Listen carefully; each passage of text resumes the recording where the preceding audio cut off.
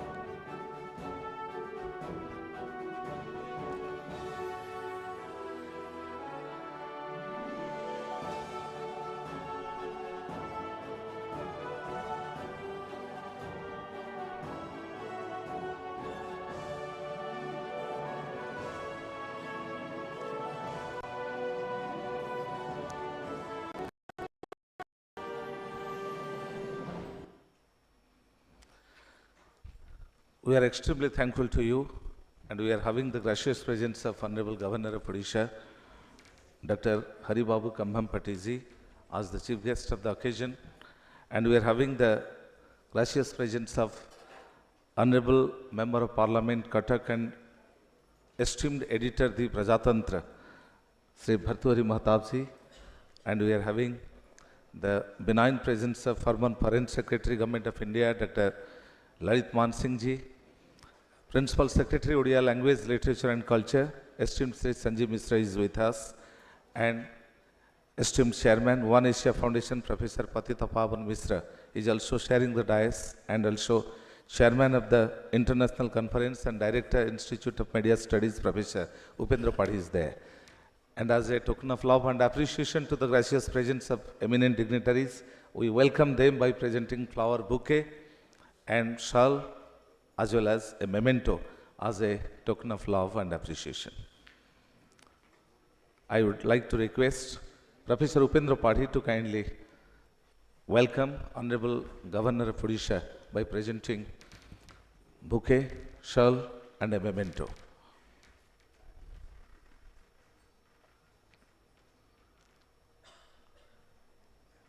Esteemed Sanjeev Misra ji, Principal Secretary, Odia Language, Literature and Culture, in the gracious presence of Professor Upendra Padhi is felicitating Honorable Governor. Small as our gifts are, but our gesture is warm and honest, sir.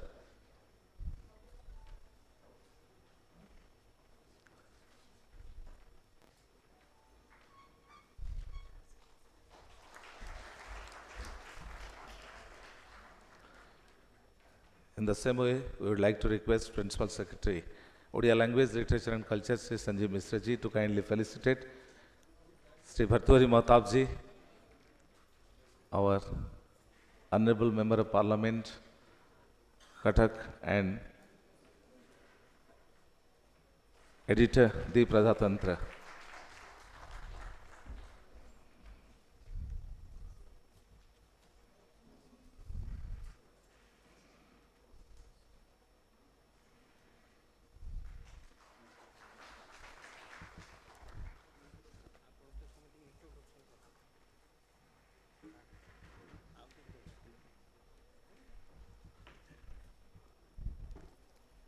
Now I would like to request Professor Upendra Padhi to kindly present flower bouquet to esteemed Sri Lalit Man Singh ji.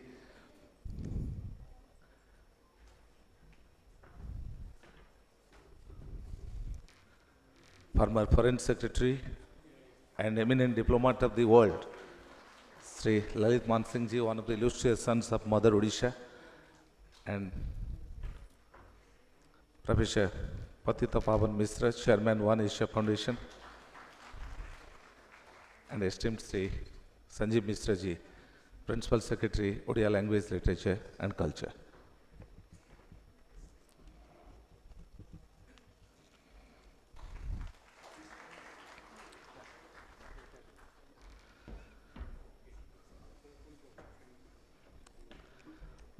As you have been a part of this international conference, you have witnessed 5 plenary sessions, 2 technical sessions, wherein 45 people have presented their papers, research papers, to the appreciation of all concerned, and 36 experts with their scholarly deliberations have enthralled one and all. May I now request Professor Upendra Padhi, esteemed Chairman of this international conference and Director, Institute of Media Studies, to kindly present the welcome address.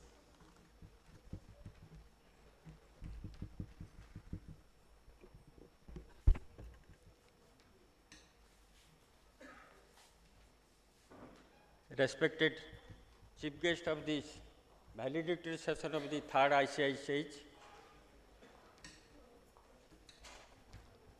our Chief Guest, Dr. Kambapati Haribabu, Honorable Governor of Odisha. Sir, we welcome you to this valedictory session of the 3rd ICICH. I have the privilege and honor to welcome the President of this valedictory session, Ambassador Sri Lalit Mansingh, former Foreign Secretary of India. Sir, we welcome you to the valedictory session of the 3rd ICICH. I have the honor and privilege to welcome Sri Bhartrihari Mahtab, Honorable Member of Parliament from Cuttack and the Editor of Prajatantra, as the guest of honor to the valedictory session of the 3rd ICICH of this function, sir. We are very privileged. And I also welcome the honorable guest of this valedictory session, Sri Sanjeev Kumar Mishra, Principal Secretary, Odia Language, Literature and Culture. Sir, we welcome you to this valedictory session of the 3rd ICICH. And I welcome Professor Patita Babar Mishra, Chairman One Asia Foundation, as the guest of honor to the valedictory session of 3rd ICICH. Sir, I welcome you. And it is my proud privilege in the valedictory session of the 3rd ICICH to welcome all the invitees, the guests, the foreign scholars, the researchers with us, keeping our invitation, particularly the research scholars and the foreign scholars, those who have attended this 2 days function over here in the capital city of Bhubaneswar to the valedictory session of the 3rd ICICH. As we started this journey yesterday with a lot of hopes and the dreams, and today in the valedictory session, all of our dreams came true. And particularly when at the valedictory session, I remember when we started this first ICICH by the help and support of our mentor, Sri Bhartrihari Mahtab, Honorable Member of Parliament. We had 2 of this edition of ICICH. In the first edition we had during 2019. Because of the COVID and other issues, we could not able to organize the 2nd edition. But in 2023, we organized very successfully with a lot of recommendations. These recommendations help us to organize the 3rd edition by the active support and cooperation from the Government of Odisha, particularly from the Language, Literature and Culture Department.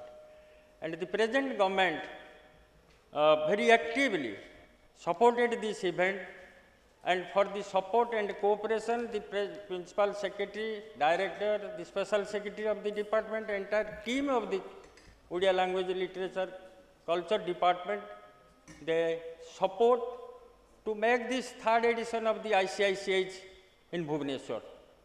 We are very grateful to the Principal Secretary, Director, Special Secretary and the entire team, particularly to government also, for their active support. And we hope, as many recommendations comes to us during the last 2 days, that this will be an annual event. And the Chief Secretary, headed by a committee under the chairmanship of the Chief Secretary, government has proposed to make it an annual event. We hope the same thing will continue. We will see you all scholars when we will have our 4th edition in Bhubaneswar. The basic theme of this ICICH was particularly to have more research on the ancient Kalinga maritime history, the historiography, and the cultural interaction between Kalinga and Southeast Asia, and the commerce and trade between India and Southeast Asia. Yesterday, during our inaugural session, many of the scholars, they have raised this issue, and government is very focused about this to make the Bali Jatra, to put in the UNESCO World Intangible Heritage Affairs. So many of the scholars, they have come out with their papers, and at the end of this year, within very short while, we are going to submit a report to state government as per the suggestions and recommendations made by our research scholars. I hope these research scholars' recommendations and suggestions will definitely help state government to carry forward this thing ahead. And another two things I would like to mention over here. The scholars from the Malaysia, Kuala Lumpur, they have suggested, they have also met our principal secretary yesterday to make it a collaborative system. They are also coming out with their proposal, particularly the University of Malaya and Kuala Lumpur. They have come out with a proposal to have a collaborative seminar cum workshop there at Malaysia to highlight the contribution of Kalinga for its rich maritime. And another university in Sri Lanka, the Kelaniya University, they had also come out with their proposal to have a similar collaborative workshop cum seminar there at Kelaniya's Colombo, Sri Lanka. The last, the Udayana University of Bali, the scholars, those are from Indonesia, Bali, they have also come out with their proposal. They have all submitted their proposals to our principal secretary for the consideration of the government. I hope the government will actively act on this. Yesterday, there was a good proposal initiated by our ambassador, Sri Lalit Man Singh, former foreign secretary. It is high time the state government should have a policy on Act East policy. The state government is also seriously thinking on that to have a, like the Prime Minister is focusing on the Act East policy, the state government is also planning to have its Act East policy.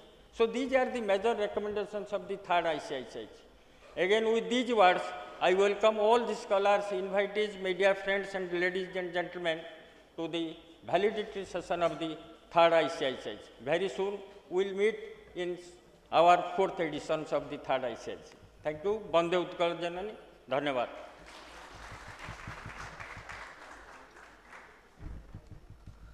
We are extremely thankful to Professor Upendra Padhi, who has conceived this international conference and has been instrumental to make it a reality. Indeed, Professor Patitapan Mishra, the chairman One Asia Foundation, has been a perennial source of inspiration for scholastic pursuits. And as a renowned professor of history, he has been a catalytic force to organize different seminars, symposiums, conclaves, and workshops wherein different scholars take part. With profound reference, I would like to request Professor Patitapan Mishra to kindly address the congregation.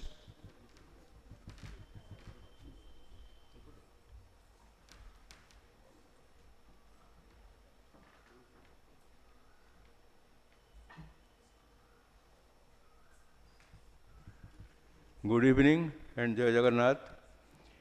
Esteemed Governor of Odisha, Dr. Haribabu ji, His Excellency Man Singh ji, Mr. Sanjeev Kumar Mishra, then our Honorable MP, Sri Bhartuhari Mahatab ji, and Professor Padhi. It's my proud privilege to stand before you for some time to point out few things about our seminars and our future projection. This 2-day seminar was not only about plenary session or technical session or paper reading. We tried to project a vision of future, not only for our state, but for our country. Because for the last 11 years, we have found a remarkable change in India's policy towards this Southeast Asian region, one which was very close to our nation. So acted policy, it's marching ahead, and to keep in tune with that, for last 1 year or so, the government of Odisha also is encouraging to have a vision for 2036, vision of Odisha, and in that, Odisha's contact or connect or approachment with Southeast Asia will play a vital role. In these 2 days seminars, deliberations were there, and on the whole, we took a middle path, like Lord Buddha. We are not jingoist that everything went from Odisha or India. Neither we agreed to the view that India's or Odisha's contact, which has been neglected earlier, should be projected now.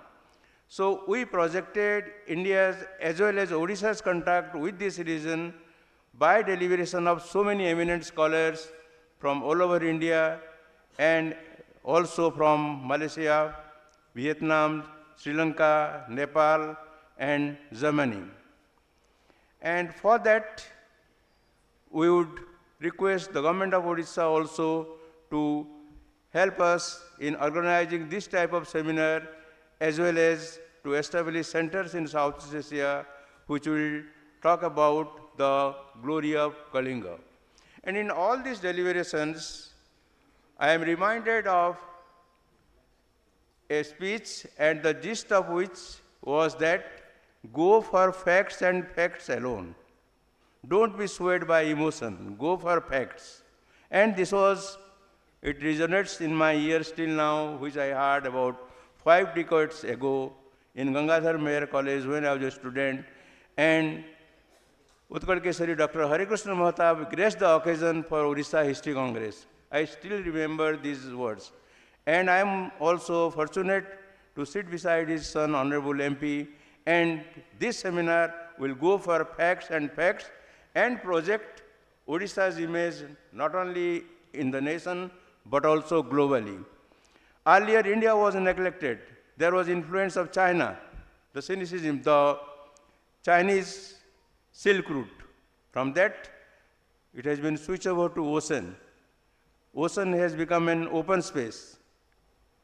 As in earlier days, Sadhavas were toiling hard to cross the seas, the Bay of Kalinga or Bengal afterwards. So also in these 2-day seminars, the delegates toiled enough to project something to have a future vision of the state. And you will see this is not the end of it, because this is the 3rd seminar. There will be 4th, 5th also in future due to grace of God. And for that, we invite also young scholars who will be the beacon of light for future generation. We invite the Southeast Asian scholars as well as Southeast Asian students, and with the help of the government of Odisha, we will institute scholarships for them to study Odia, and in turn, the students of Odisha should go and learn the language. I am insisting for last so many years, unless we learn Vietnamese or Thai or Javanese, all these things, how can we project our rapprochement with this region? So, our future is bright, and we look towards future with the blessings of Lord Jagannath. With these words, I thank you all once again. We are extremely grateful to Professor Patitha Pavan Mishra for his scholarly address in this valedictory session.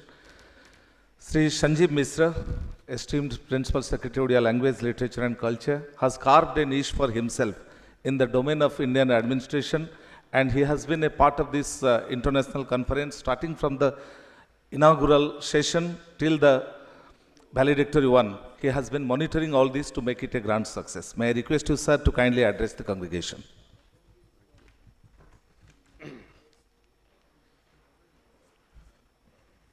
Honorable Governor Dr. Haribabu Kambhampati ji, Honorable MP Cuttack Sri Bhartwari Mahtab ji,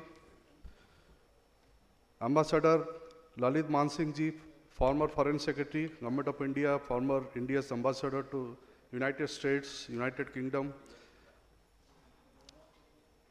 Professor Patitha Pavan Mishra, Chairman of the One Asia Foundation, Professor Upendra Padhi, Chairman of the third edition of International Conference on Indian Cultural Heritage, ICICH. Sri Manoranjan, Convener of ICICH. Other dignitaries from 6 foreign countries, universities, academicians, scholars, members of the press, ladies and gentlemen. It's a proud privilege for me to address you all, esteemed gathering, because there is no ordinary audience that is here. This conference over 2 days and the previous chapters, which previous 2 editions, the first one held in 19 and then in 2023 and this one, we are going to, from the state government side, we are going to analyze everything and come out on certain clear suggestions and recommend to the state government what should be done. For Odisha, the culture plays a very significant role. We are more known as Odias through our dance and culture. If you, and this delegate, you know, half of the audience is from outside this state and other half from here. So most of you would be knowing Odissi dance, Odissi culture, Lord Jagannath temple. So that culture is our brand, unique brand. And through this edition over the 2 days, I have heard, and also Ambassador Lalit Mansingh in his interaction has said that, you know, Kalinga brand has to be somehow again come into light. And I had observed in my inauguration address that no country on this earth has progressed who has not honored its motherland. Unless the people feel proud of their motherland. And what can you be proud of? Only 2 things. One is obviously what is your GDP, economics, everything. What is your human life standard, present one. The other one is past. And the past, the simple word is the pride comes from that culture. If you can define, I think cultural heritage plays a significant role. So some of the points which have come over the conference, I would like to highlight that we would like to make this conference a regular affair. And Professor Padhi has said that we will certainly recommend to the government. This conference has opened new vistas for us, suggestions come. Some of them we have noted down. We can have centers, you know, calling the South Asia Study Center, the 3 universities of Malaya, Kuala Lumpur, University of Kalenia at Sri Lanka, Udayan University, Bali, Indonesia, they have suggested, interacted with us. I'm sure that when you go back, you discuss with your competent authorities, and we would also like to go to our competent authorities and have this interaction, MOU or something to begin with. This will help us this. And the Bali Jatra, we would request the Indonesia and all the ICCR people were here. We had interaction with the Indonesia representative here in the conference. We would like to that Bali Jatra also get sponsored for intangible cultural heritage by the ambassador, Indonesian ambassador. Our Honorable MP Katak has taken a very, very keen interest, and with his guidance also we have managed to, you know, put up through, and you will be happy to know, sir, UNESCO has already accepted our application and this will be processed. We hope that once Indonesia does, perhaps it will be one festival which will be sponsored by 2 countries. So we hope that we achieve it soon, and we are working towards that. The conference edition, the conference presentation will help us to back up the evidence and put the scientific evidence back to them. Utkal University of Culture, we intend to have a special center of higher learning and research on Kalinga Southeast Asia. We'll have lecture series also on Kalinga South Asia across our universities. So more research-oriented books and all, we expect it to for publication by you. And friends, you know, culture has this unique advantage given to us, just like we have the resources, you know, natural resources. We also have these human resources in art and culture who give us a unique place in the country and in the world. Now, our state GSDP is $100 billion. We intend to take it to another 10 years when Odisha achieves 100 years of formation, modern Odisha. We intend to make it $500 billion and then $1.5 trillion by 2047. These are ambition, and we have seen that culture will play a very vital role. The culture brings in people from outside, and tourism is a great resource. We expect that by promoting our culture, we expect that we will be catapulting Odisha into a different orbit, and I'm sure that with your cooperation and scientific inquiry, investigation, research, more and more, myths will be demystified and we'll find the scientific evidence. I hope that you continue doing it, and we will also continue doing our work to ensure that you get adequate the funding, support, etc., and interaction. So thank you for coming here. I sincerely thank you from my heart, and we expect you, some of you, to be seen in the next conference. Thank you very much. Jai Jagannath, Bande Utkal Janani. Thank you. We are thankful to esteemed Sri Sanjeev Mishra ji, Principal Secretary, Odia Language, Literature and Culture, for formally standing by this international conference. As the adage goes, a true art conceals itself more than it reveals. This apothegm finds a true paradigm in Dr. Lalit Mansingh ji, whose simplicity and composure often conceal more about the man and his mystic personality. As everybody knows, among the illustrious sons of Odisha, Dr. Lalit Mansingh stands grand, and in reciprocation, the people of Odisha hold him dear to their hearts. I take the privilege to request Dr. Lalit Mansingh ji to kindly address the conclave.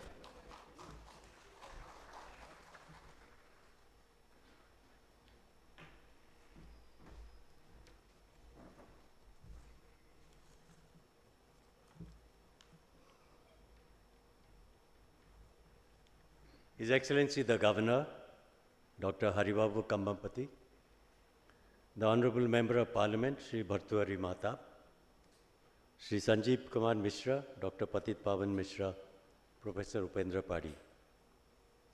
It has been 2 days of very intense dialogue at this conference between a diverse team of Indian experts and a small group of scholars from South and Southeast Asia.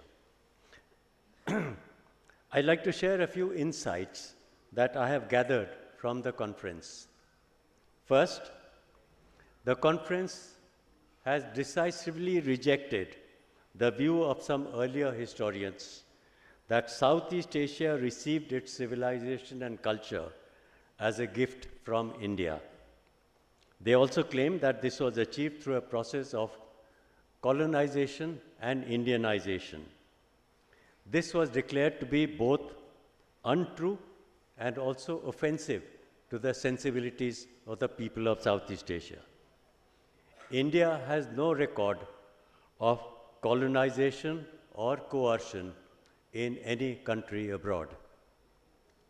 Secondly, it was revealed, interestingly, that there were many cities, villages, and regions in ancient Indonesia which were called Kalinga. And I think it should be a matter of pride for everybody from Odisha to find such wide recognition of our heritage there. In fact, there was a Kalinga kingdom established in central Java in the 6th century. And I recall that when I went on a trip to the Philippines, I discovered that there was an entire province of the Philippines which was called Kalinga. Thirdly, Bali has been special to Odisha because of the striking similarities on both sides in food, language, social habits, and religious rituals. In their prayers, the Balinese chant, Om Kyamaswa Mam Jagannatha. Om Kyamaswa Mam Jagannatha. That is a Balinese prayer. But interestingly, Lord Jagannath is worshipped in Bali as Lord Shiva, not as Lord Vishnu, as in India. A fourth point is that foreign scholars who are invited here provided an authentic image of Kalinga from their point of view. And this, I think, is one of the best outcomes of the conference, because we hear from our own scholars and historians all the time. It is time we learnt from Southeast Asia how they view Kalinga, Odisha, and the rest of India. So, The foreign scholars provided us an authentic image of Kalinga from their point of view, and an eminent historian from Indonesia asserted that Kalinga contributed to the fusion of the culture and religious practices of India with those of the local society. He went on to praise the civilizational diplomacy of Kalinga and added that Kalinga shaped a pluralistic and culturally integrated regional order. That is very high appreciation coming from a scholar from the region. And finally, a major outcome of the conference was that it steered the dialogue a little beyond the discussions of past history and to reflect on the contemporary relevance of the past. These brief takeaways, I should think, may be constructed as what in diplomatic terms I would call the Bhubaneswar consensus. Now, let me turn to contemporary geopolitics, because that is something which belongs to my experience and also I think is relevant for the issues that we have discussed at the conference. The global situation, as you all know, is in a process of constant change. We have passed through the Cold War phase of bipolarity, followed by the unipolarity after the implosion of the Soviet Union. The hegemony of the United States, implied in unipolarity, has just come to an end, symbolized by the erratic policies of the current administration in that country. India has coped well with geopolitical changes through a pragmatic foreign policy. Our diplomacy has recently shifted from strategic restraint to a posture of proactive and preemptive diplomacy. As witnessed in Operation Sindoor, India will not hesitate to give a forceful response to any country that threatens our sovereignty and integrity and the safety of our citizens. Through all these changes in geopolitics, the one constant feature of our foreign policy has been India's friendship with Southeast Asia. After the Look East policy of Prime Minister Narasimha Rao in 1992, the Indian foreign policy began to give a high priority to Southeast Asia. Prime Minister Modi in 2014 elevated that policy to Act East and has injected great dynamism to that partnership. We have concluded strategic partnership agreements with ASEAN, and we have also concluded similar bilateral agreements with member countries of ASEAN. India and ASEAN today find themselves in a new geopolitical region that stretches from the west coast of India to the west coast of the United States. This is called the Indo-Pacific, a fusion of two great oceans, the Indian Ocean and the Pacific Ocean. The Indo-Pacific is the virtual hub of geopolitics and geoeconomics today. To give you a measure of how important this region is, 50% of the world's population lives in this region, and 60% of the world's GDP comes from this region. And further, if you take the list of the 5 largest economies of the world, the 5 top economies, 3 of them are located in this region. There is China at number 2, Japan at number 4, and India at number 5. It is estimated that India, as the fastest growing major economy in the world today, will overtake Germany and Japan to become the 3rd largest economy by 2028, and that's just 3 years away. Now the question is, where does Odisha figure in this vast region of the Indo-Pacific? Odisha's economic presence has been modest. So far, in the Indo-Pacific. It is still one of the poorest states in India, largely preoccupied with domestic issues. On the other hand, there has been a dramatic reduction of poverty in recent years. Odisha's growth rates have reached an impressive 8 to 9% in recent years. The state has close to 50% of India's reserves of minerals. Its mining extraction, downstream industries, exports of petrochemicals through Paradip port have been significant. Odisha's GSDP is estimated to be $111 billion, and that is quite impressive for a small state like Odisha. I was pleased to see the statement of the Honorable Chief Minister of Odisha, Sri Majhi, in Delhi yesterday, that Odisha's target is to take the state economy to $500 billion in 2036 and to $1.5 trillion by 2047. Impressive, and this is, of course, a happy dream. But how does Odisha go from here to there? Well, some very practical and feasible solutions have emerged from the discussions of yesterday and today. A point made was that in terms of strategic location, Odisha has the initial advantage of proximity to the Indo-Pacific. Odisha has tremendous connectivity possibilities by sea and by air with the Indo-Pacific region. Number two, there is probably a roadmap, and one of our experts gave a very concise roadmap where he made 6 different points. Number one, export orientation and priority for Odisha, construction of growth corridors, pursue a blue economy, pursue a digital economy, development of service sectors, and improve connectivity. These are all common sense solutions, and I am pretty sure that the government of Odisha is already working on these lines. But a third proposal which emerged from the discussions was, as was mentioned by Mr. Sanjeev Mishra, as utilization of brand Kalinga.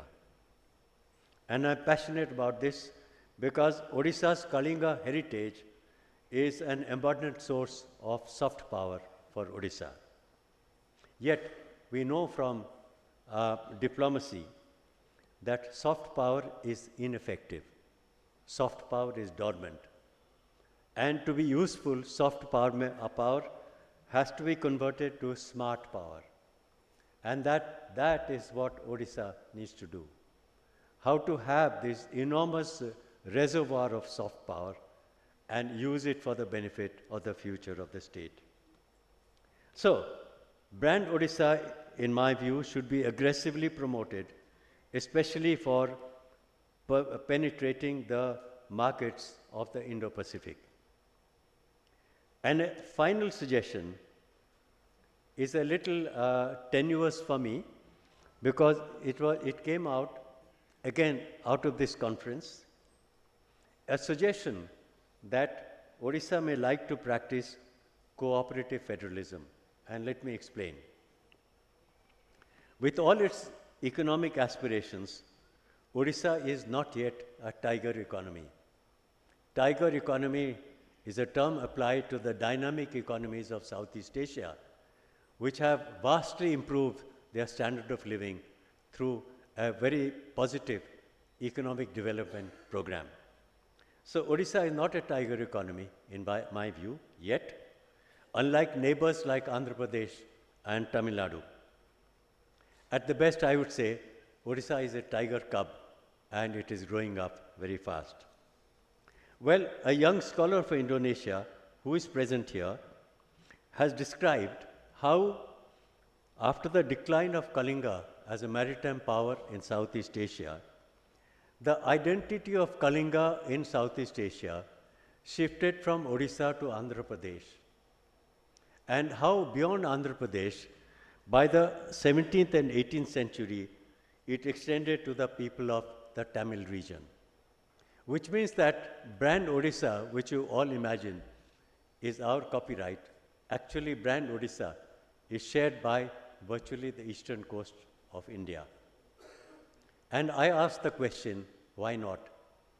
I have no political instincts and nothing, but I do feel that if you cannot fight them, then you must join them. There is no point in competing with giant economies like Andhra and Tamil Nadu.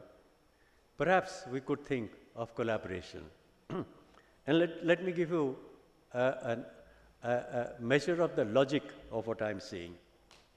Odisha produces quality steel. Visakhapatnam in Andhra Pradesh produces ships.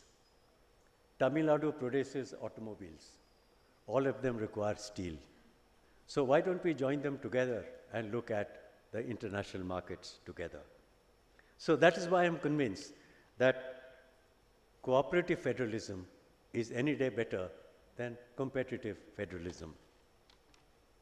To sum up, here is my appeal to the Honorable Governor, to the Honorable Sri Bhartrihari Mahatap, who I consider one of the tallest political leaders of Odisha today, to the senior official present here. Please guide the authorities of Odisha to formulate an Odisha Act East policy. The time for that has come. And this should be in complete harmony with the Act East policy, which is currently being practiced by the government of India. I will conclude with a short quotation from my favorite poet, who was also an ardent believer in the glorious past of Odisha. No, I will not recite from his Mahanidiro Josna Bihara or even from Ei Sahakara Tale. I am going to quote a long poem of Dr. Mayadhar Mansingh called Sadhava Jhiyo, which I think is pertinent to this particular conference. And the opening lines of Sadhava Jhiyo are, Bijano Bela, Kahu Nau Kahi Boito Gala. I am taking liberties with this poem, and I am imagining that the poet, nostalgic about the past maritime glory of Odisha, and thinking of the time when the shores of Odisha were crowded with ships going and coming from Southeast Asia, the poet is asking the lonely shore, where have the boats gone? Kahu nai kai boito gala. Perhaps the response to the poet should come from the present generation. I think the boitas will come back when Odiyas will be more adventurous, more enterprising, like their Kalinga ancestors. And so, ladies and gentlemen, Jai Jagannatha, Jai Kalinga.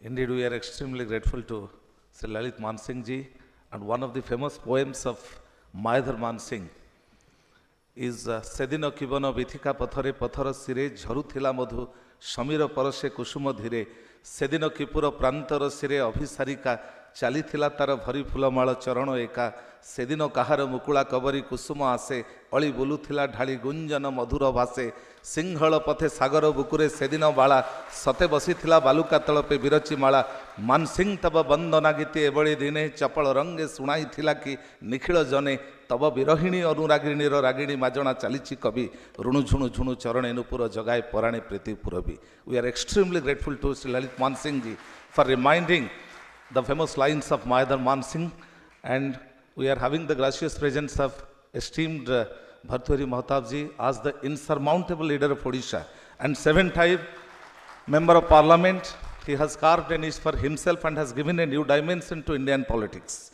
And by upholding the upholding ethics and morality in Indian politics. He has been the recipient of Sansad Ratna, the best parliamentarian, and Sansad Maharatna, and that has made every Odia proud. May I request you, sir, to kindly address the congregation.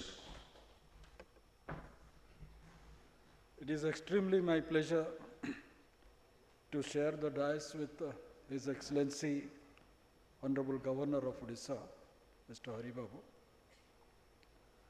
with whom I believe he remembers that we had also shared the same house some years ago in Parliament.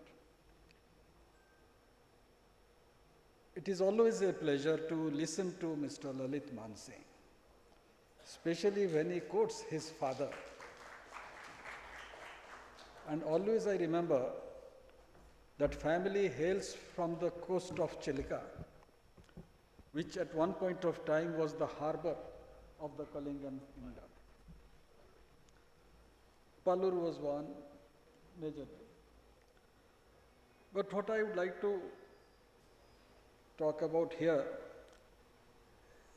is about our relationship with Southeast Asia, which has been, in a way, Mr. Sanjeev Mishra had said, and also with Dr. Mansingh has said.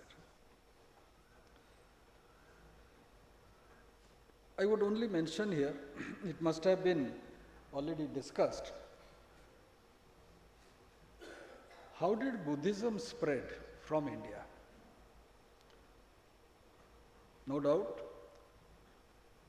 the philosophy had attracted large number of people of this world, especially in the Southeast Asia and Far East. But how did they go? Who were the carriers? Who were the supporters? And I believe, eminent historians are here, it is the trade route through which Buddhism flowed to different parts of this world. When we read that small abridged version, of course in English, of Wensang's journey throughout the country and also to the Southeast Asian countries and finally to China, one gets a glimpse through which Buddhist monks used to travel to propagate a philosophy, a religion, which, as Dr. Manmothnath Das used to say, the rebel child of Hinduism, whose distant echo was there in Jerusalem. That was his coinage which he used to say. But the rebel child of Hinduism, that got so much of attraction and support in Southeast Asia. Another question that I will come to that part a little later, but through religion, culture, relationship flourished, and through religion, culture, the economic activities also built a bond between different countries. I have a unique experience which I have said in different other stages also. Honorable President, the then President Mr. Pranab Mukherjee was visiting Vietnam. We were some parliament members also, as it happens, they also go with her. Mr. Dharmendra Pradhan, that time was the Parliamentary Affairs Minister, was the Petroleum Minister. After all our work was over in the evening, at around 8:30 or 9, we thought of going to the streets to enjoy the Vietnam street food. So while going around, I saw, as it happens in Unit 2 market or any other market, everything is spread out on the street and anyone can buy anything. It may be fruits, it may be utensils, it may be dresses. So I found number of utensils quite similar to ours. Interpreters were there and I asked the owner, what do you call it? He perhaps was thinking that I was trying to buy that amount and I was asking what is the price. So finally, the interpreter told him, what is that? In their own method, contlopot. I was trying to understand what is he saying. Is it similar to our contillo? He was saying contillo pot. This was in 2014. A Vietnam street vendor who is selling out utensils on the street is saying Contilo pot. I got that connection. I believe the historians of present here can understand. Contilo is famous for specific brass metal utensils. And that brass metal was there on the streets of Vietnam, Ho Chi Minh City. And he is saying Contilo pot. What type of relations did we have? It is not only the things that were getting exported to those countries. It was also the skill that was also being exported to the countries. And some historians also have come out. Cultivation of paddy was one of the reasons why people from Odisha also went to Sri Lanka and to other places to cultivate paddy so that they will be self-sufficient in food grains. This was, might be, some 1500 or 1800 years ago or 2000 years ago. But that's how human civilization grew, through bonding, through relationship, through cultural exchange, through economic activities. And I believe when we talk about Indian maritime culture, I always have said it earlier, in this Indian peninsula, we have Dwarka, which was a flourishing maritime center. We have Konkan down south, which also has in the western peninsula. In the eastern side, we have Coromandel, and we also have Kalinga.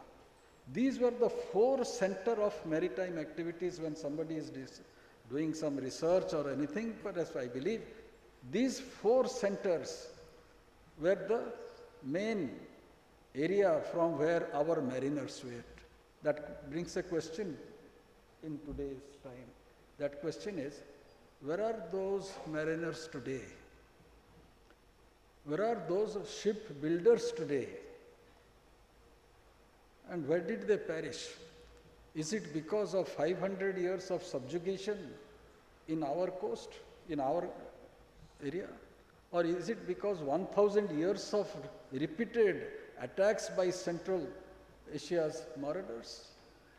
Or is it something else? And that else is, who were financing these mariners? Who were financing these traders? You need a bank. You need moneyed people. Where was that money coming from? And I believe, why were temples attacked and destroyed?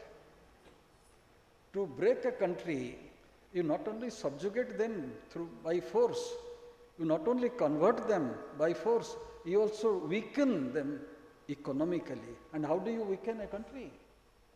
You weaken the country by demolishing their banks, their banking system.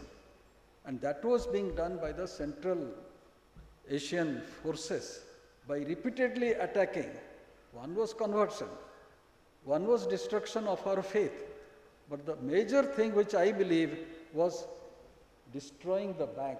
And I believe, historians may agree, may not agree with me, Somnath was a major bank of Dwarka coast. So also Konark also was a major bank, because what does bank signify? How does bank flourish? People have a faith in bank. They trust that their money is safe.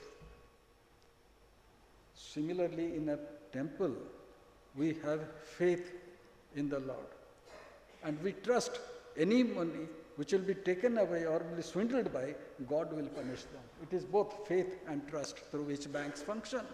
And that faith and trust was being repeatedly destroyed. That's why our economy collapsed to finance ships. This question actually has troubled me earlier. During the period when Arab ships came into Indian Ocean, when European ships came with steam engines came to Indian Ocean, why did we relegated ourselves to the background we didn't venture to go out to the sea, and how the Arab mariners survived.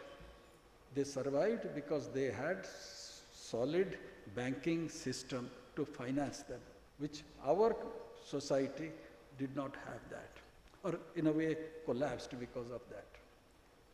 Leaving aside that, I believe when we have more such discussions year after year,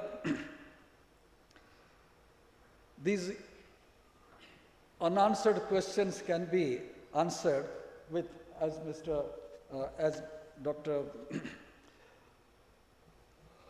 Mishra just now mentioned, Patita Bhavan Mishra, about my father saying, write only the facts. These are conjectures which I am building. I am not a student of history. But I believe these things can be looked into, can be sought after. That why, unless we ask why, we'll not never get an answer. I would just like to, coming to the present, I would say, a drastic change in our perception has also happened during last 10, 11 years. In 2014, I remember, most of you may recollect, when the Honorable Prime Minister said, our borders are not only the land borders that we have, our borders also, we have borders also across the sea, not only in East Africa, but also in Southeast Asia. So they are also our neighbors. We have to just cross the sea, which our forefathers used to do. And that is how Act East of 1992 became, Look East became Act East in 2014. And repeated attempt also is being made to build our relationship. To that extent, I would say, the more trade relations is developed, the better it is. Already, many steps have been taken. Our relationship with Philippines, our relationship with Vietnam, our relationship now, an attempt also is being made. Some work has already started, connecting the software route from Singapore to Bhubaneswar. So there will be direct connectivity so that our software engineers sitting here in Bhubaneswar can also interact or can work, keeping Singapore and through Singapore to the American coast. These things can also work out. I'm really, Mr. Sanjeev Mishra is here. He was instrumental, Odisha government was instrumental to uplift the Baliyatra from just a mela to a major trade fair. Cuttack has been observing, I would say Odisha has been observing Baliyatra as a trade fair for years together, for many years. As long as our marine history is there, Baliyatra was there and is continuing to be there. Last year in Baliyatra, around 14 countries' ambassador came. And we are taking it up little further, that how we can build up our trade relationship with them and also attract them to Odisha, and Honorable Chief Minister is taking very great strides to that line. I must also mention in the last, we had attempted, it was under Mr. Lalit Dr. Mansing's endeavor of building bridges with Southeast Asian countries. And he's still doing it. Now he has expanded it to Indo-Pacific countries. That in the last Baliyatra, when I met the ambassador of Solomon Island, I was a bit surprised. Solomon Island, in the atlas, you will find just a dot in the Pacific. But that ambassador from Delhi had come to Cuttack and was very enthusiastically asking that how come people from India went to Fiji.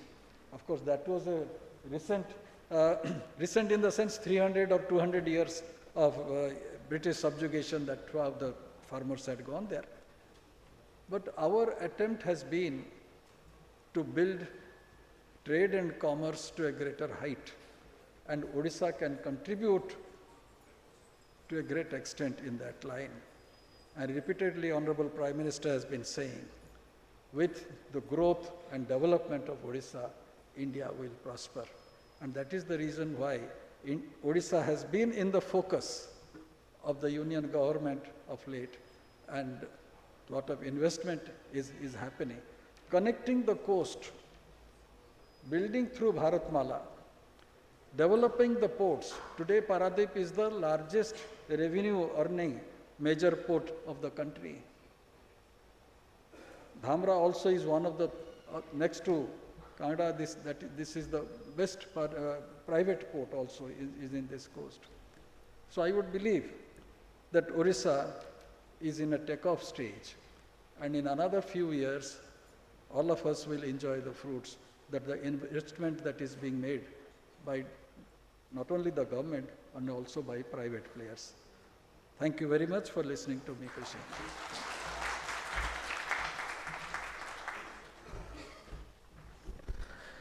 We are extremely grateful to Sri Bhartwari Mahatabji, eminent politician of the country, for his gracious presence and for his inspiring words as well. If the dictum, all is well that ends well, is true, the motivating presence of Honorable Governor of Odisha holds good.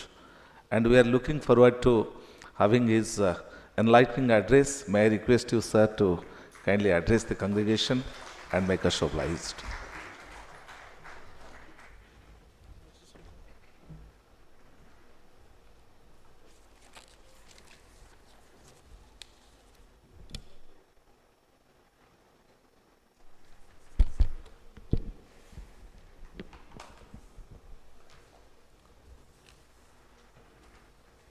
Sri Bhartwari Mahatabji, Honorable MP, with whom I had the fortune of being his colleague in 16th Lok Sabha from 2014 to 2019.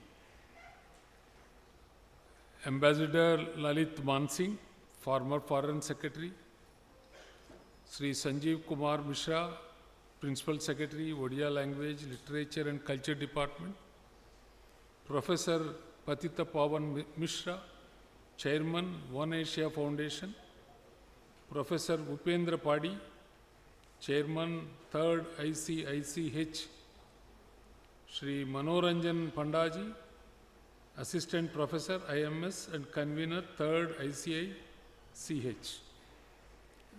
Distinguished delegates, participants, ladies and gentlemen, I am privileged and much delighted to join you all today here in this international platform, the 3rd International Conference on Indian Cultural Heritage, on an inspiring and most relevant topic, Kalinga and Southeast Asia, the Civilization Connect. I also extend my heartfelt congratulations to Odia Language, Literature and Culture Department, Government of Odisha, Utkal University and Institute of Media Studies for their unwavering effort in establishing a connecting link between the glorious past of ancient Kalinga and its vibrant present with a reference to the current international scenario. Kalinga, the modern Odisha, an eastern Indian state being strategically located on the Bay of Bengal, has a profound legacy of significant maritime connectivity, trade, cultural exchange, and exploration with the Southeast Asia since 2 millennia.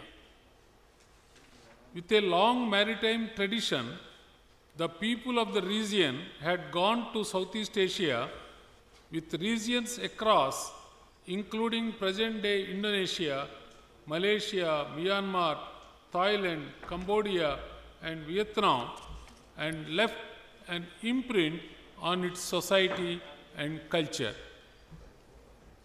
This rich history of cultural, economic, and technological exchanges provides critical lessons for strengthening contemporary regional ties and fostering sustainable development in Southeast Asia. The archaeological findings, inscriptions, architectural designs, religious beliefs, customs, and place names underline the role played by the Odyssean people in Southeast Asian history and culture.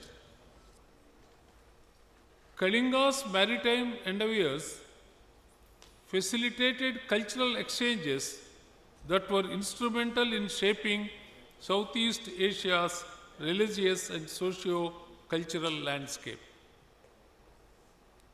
The spread of Indian cultural elements to Southeast Asia owes much to the Kalinga seafaring merchants, missionaries, and settlers. It played a crucial role in propagating Hinduism and Buddhism to Southeast Asia. Architectural styles in Southeast Asia, such as the temples of Angkor Wat in Cambodia and Borobudur in Java, Indonesia, exhibit influences from Kalinga-style temple architecture. The spread of Indian epics, such as the Ramayana and Mahabharata, the dissemination of Sanskrit, Southeast Asia, all at least to the enduring impact of cultural and religious exchange. In this context, I would like to share my personal experience.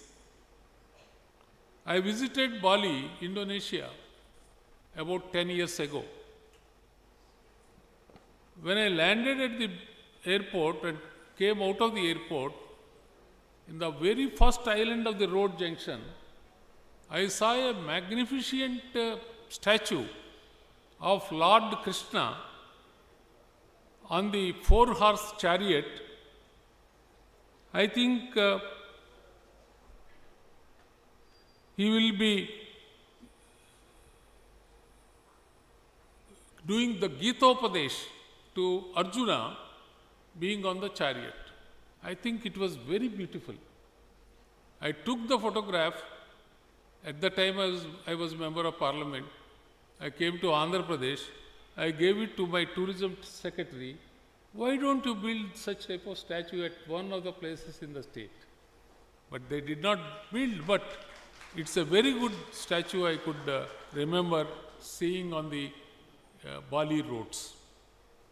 Not only that, in Bali, I was going to the sea coast where there were water sports. Then I was reading some letters, WIBSN, like that. But on the face of it, I could not understand it. Slowly I tried to read it, then I understood that is Vibhishan. Then I visited one temple on the sea coast. I heard that every day Ramayana, that dance is called Kachak. Kachak dance is being performed in that temple premises. But we don't have Ramayana, Mahabharata being played every day in India. But in Bali, the Ramayana is being played in that Kachak dance in that particular temple. After seeing all this, I think Indonesia is the place who are preserving the cultural heritage of us in true spirit. They are the real preservers of our cultural heritage. I thought of mentioning one or two points of my visit to Bali. The people of Kalinga did not impose their culture, but rather enriched local traditions through interaction and mutual respect. I think that is one of the examples of Cantilo utensils being sold in on Vietnam roads. when I visited Kantillo along with the Honorable President of India recently, somebody presented me with those utensils. Very nice utensils. Very nice designs on the teacup and saucer. I thought of procuring those utensils and keep in Rajabhavan to give gifts for the other people coming from other places, other states, to showcase the artisanship of Odisha people. This approach fostered a syncretic blend of traditions that created harmonious societies.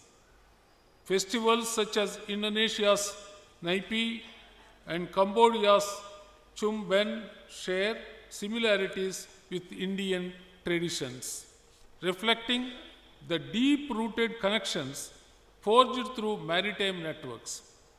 When I came to Odisha, I heard about Bali Yatra festival being organized in Cuttack. I was wondering what is the connect between Bali and Odisha.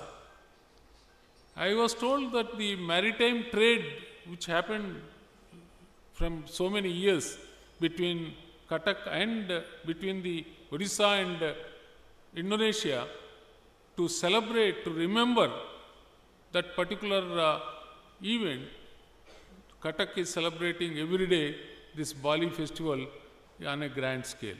I think I will be having the opportunity to look forward to participate in the next Bali festival.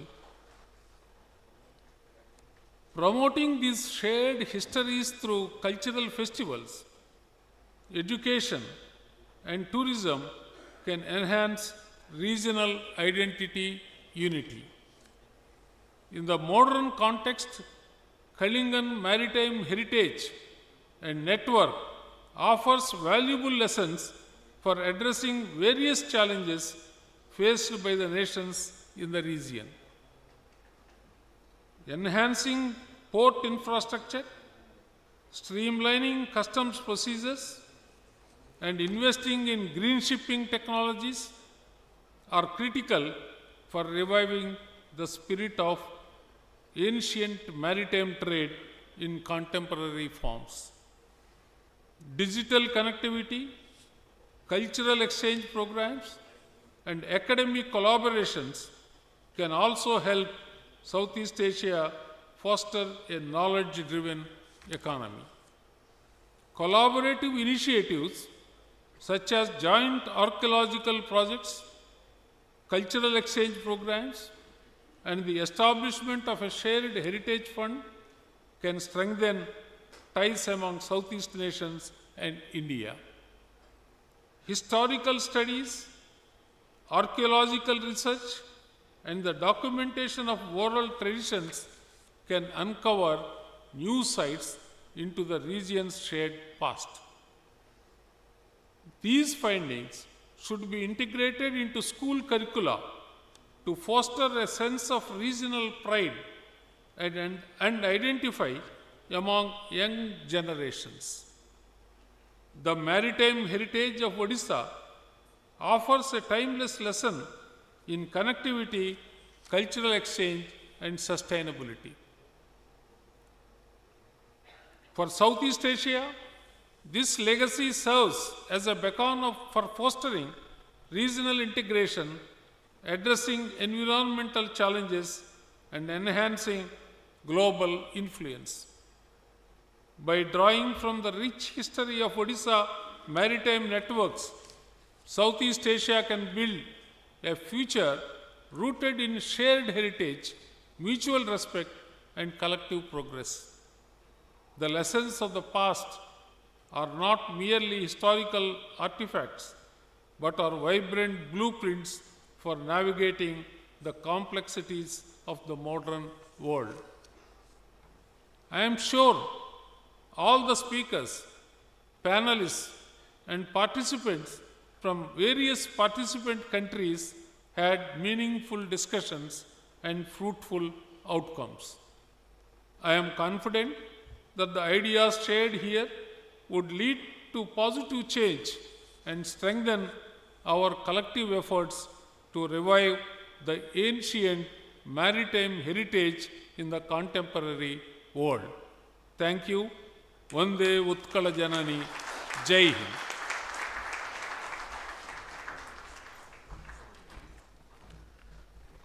We express our gratitude to Honorable Governor of Odisha. May I request all of you to please stand in respect to the rendition of National Anthem.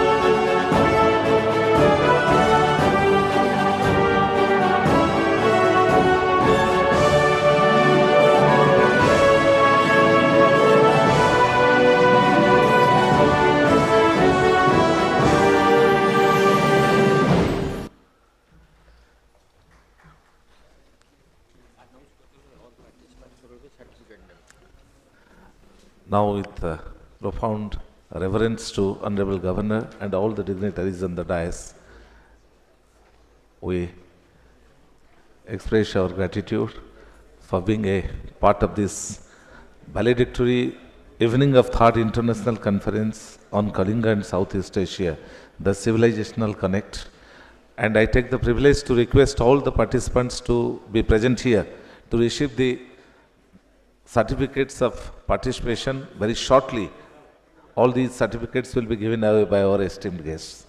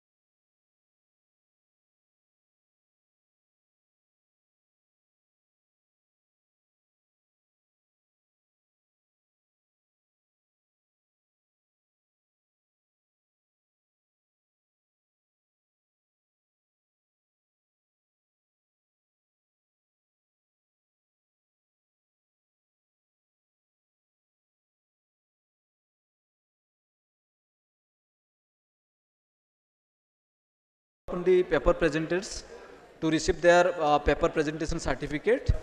So please come by one. Madhupurna Rai Chaudhary,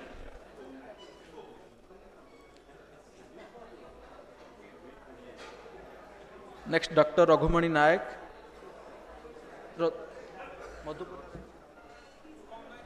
okay, Raghumani Nayak,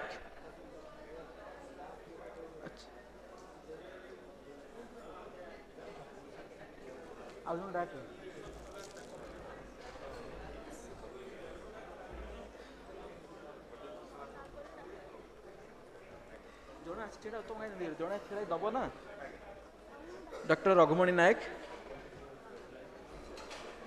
Dr. Kanchana Mukhopadhyay,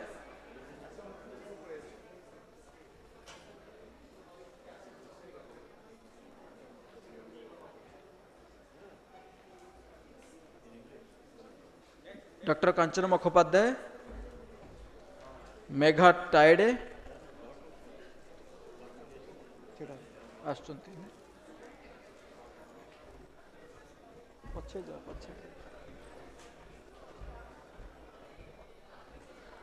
Mr. Rahul Rabi Rao,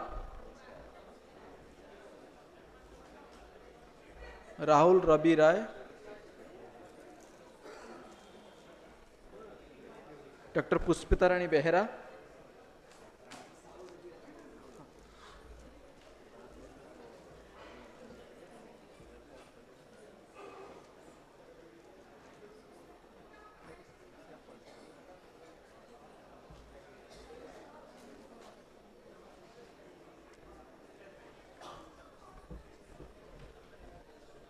Rahul Ravi Rai.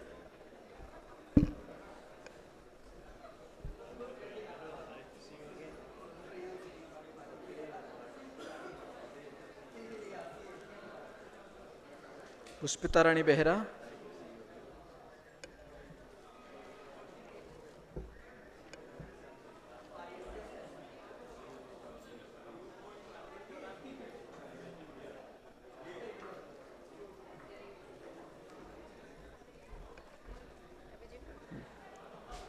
Pushpita Rani Behra. Dr. Raghumani Nayak. Dr. Archana Kumari.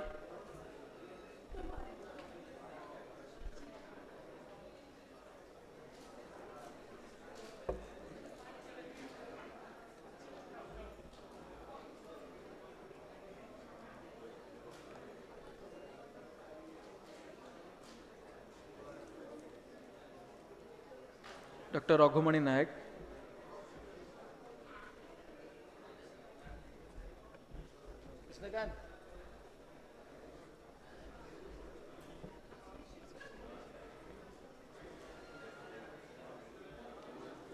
Dr. Archana Kumari. Dr. Prabhat Ranjan Sethi.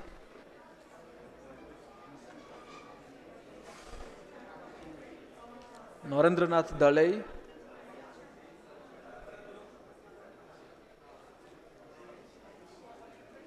Bhavaprita Das. Bhavaprita Das. Debarati Ganguly.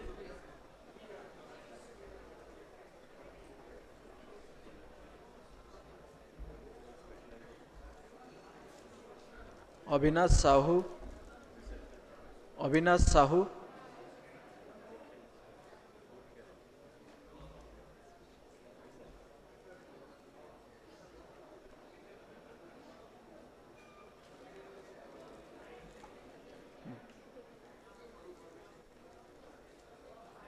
Yes.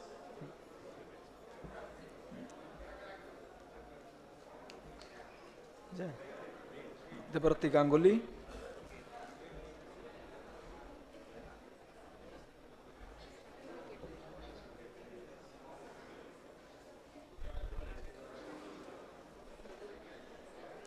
Next, Avinash Sahu. Rajalakshmi Das.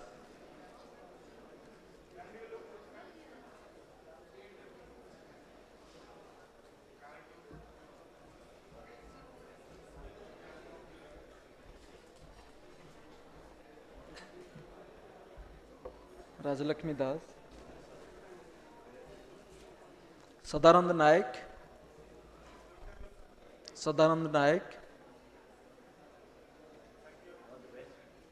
Snigdharani Behra.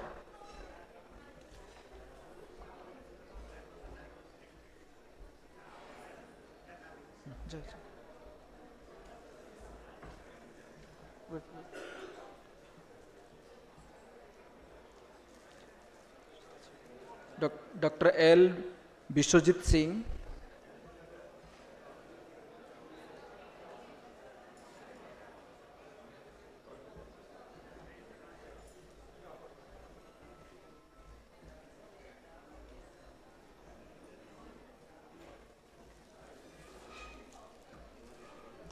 Dr. Pareshwar Sahu.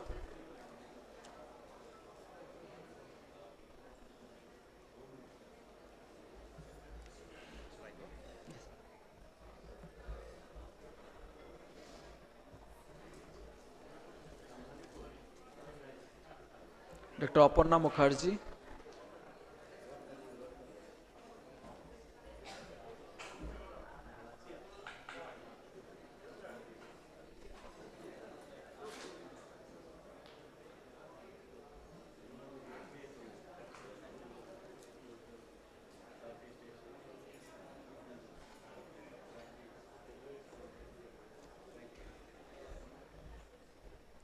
Dr. Aparna Mukherjee.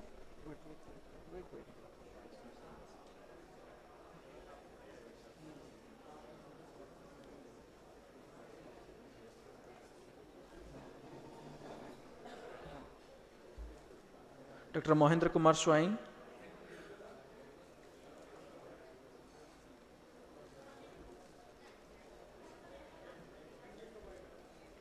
2 days बाद 2 दिन के बाद अपन Mukherjee Shreyasi Sen Aman Kumar Bharadwaj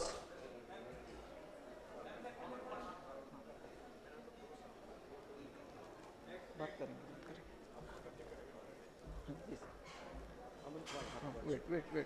wait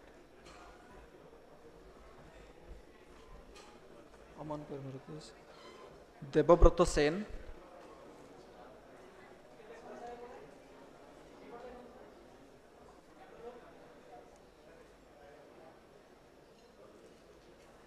Aman Kumar Bharadwaj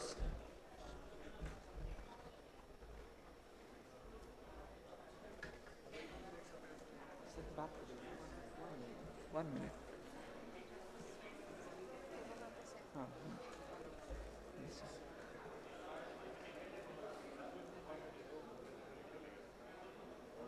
Krishnakant लहांगीर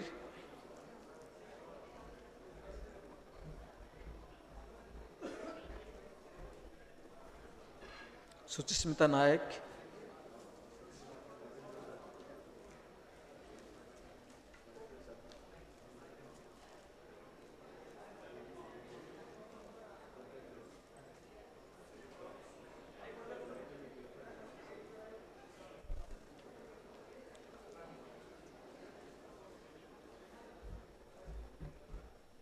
Krishnakant लहांगीर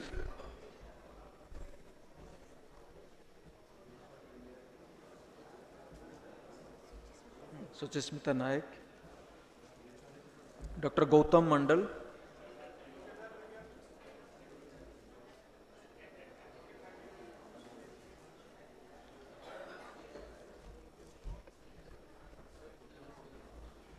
चार जन sir doctor Gautam Mandal doctor W Kumar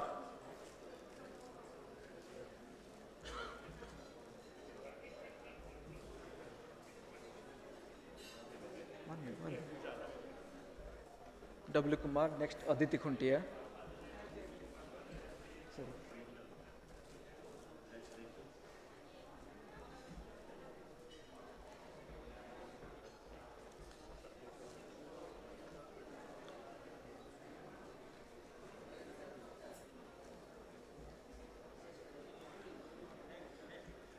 next Aditi Khuntia sir हाँ ले रहे मिल जाएगा 2 मिनट 4 है 2 minute sir Sadanand Nayak is he present here Sadanand Nayak Shreyasi Sen Bhavapreeta Das Prabhat Ranjan Sethi Narendra Kumar Nath Dalai doctor Kanchan Mukhopadhyay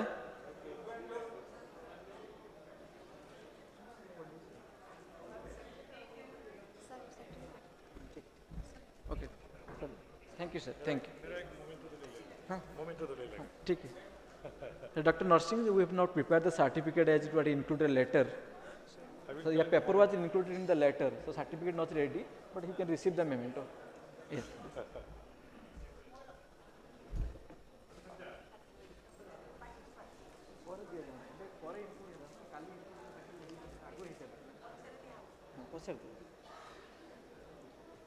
you can give this memento दे दियो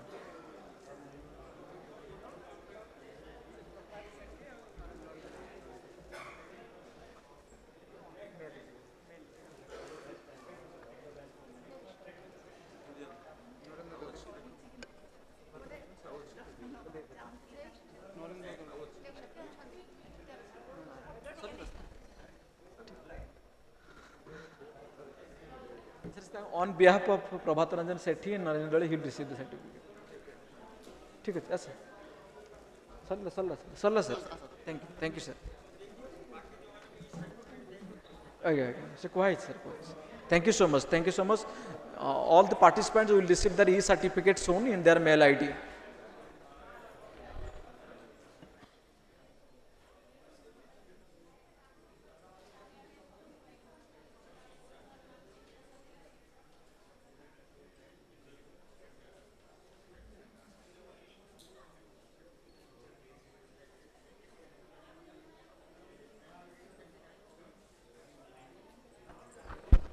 We are extremely delighted to thank each of you for cooperating in this international seminar, in this international conference. And because of your participation, this could be a grand success. And we look forward to having your support in the days to come. We attribute the success of this entire program to all of you on behalf of Institute of Media Studies. Once again, our heartfelt gratitude and thanks to all of you. Jai Jagannath, Bande Utkal Janani.